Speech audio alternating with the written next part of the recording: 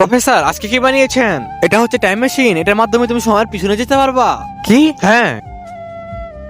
আরে ও তো চলে গেল, কিন্তু আমার টাইম মেশিনে তো আরো কাজ করা বাকি ছিল। এই কথা এসে বললাম, এটা তো আমারই ঘর, কিন্তু এখানে তো ময়লা কেন?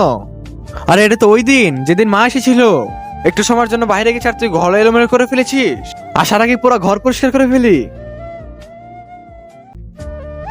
হয়ে গেছে পুরো ঘর পরিষ্কার। তার আগে তুমি কি দুধ খেতে ভালোবাসো নাকি মদ খেতে ভালোবাসো? যদি তুমি দুধ খেতে ভালোবাসো তাহলে ভিডিওটি লাইক করে চ্যানেলটি সাবস্ক্রাইব করে দাও।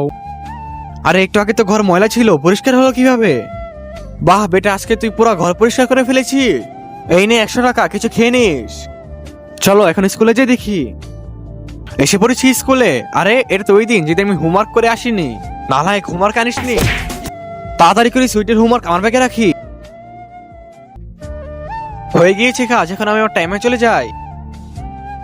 এসে পড়েছি বাসায়। আরে তুমি কে? আরেকটা হার।